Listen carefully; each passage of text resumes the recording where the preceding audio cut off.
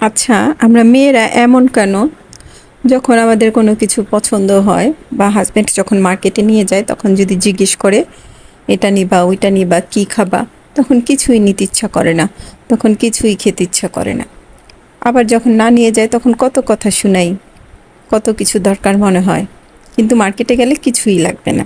তো সেদিন মার্কেটে গিয়েছি, তো কেনাকাটা করলাম। তো এই গাছগুলো দেখে ও আবার বললো তুমি নিবা রুমের জন্য বা অফিসের জন্য? আমি বললাম কি না। তো ওই বললো যে আমি একটা নিই তাহলে আমার অফিসের জন্য, কর্নারে শোকেস আছে ওটাতে শোপিস হিসেবে সাজানোর জন্য। তো আমি বললাম নাও। তারপর ও নিতে ভুলে গেছে পরের দিন সকালবেলা অফিসে। আমি আবার বললাম কি দেখি তো কুলারটার উপরে রেখে একটা ভিডিও করি। ও মা, দেখি তো খুব সুন্দর লাগতেছে। এখন মনে হচ্ছে যে না, ভুল করেছি না এনে। তো ওই যে অফিসে নিয়ে গেছে ওই কী করছে জানেন? ওই আবার যাওয়ার সময় আরেক অফিসে ঢুকছে, ওর এক ক্লায়েন্টের, ওখানে ভুলে রেখে এসে পড়ছে। পরে কি হইলো, ওই আসছে আইসা আমারে বললো যে আমি এটা রেখে এসে পড়ছি। আর যখন নাকি দেখছে যে আমি ভিডিও করছি তখন কিন্তু আমাকে রাতে সাধলো যে তাহলে এটা নেওয়া দরকার নাই, রেখে দাও তুমি রুমের জন্যই, কুলারের উপরে রাখো, সুন্দরই লাগবে, নিতে হবে না।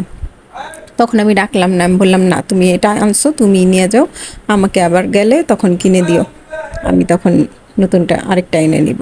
তো তখন যদি আমি এটা রেখে দিতাম তাহলে কিন্তু আর এটা হারাইতো না, ওই ভুলে রেখে আসতো না আরেক অফিসে।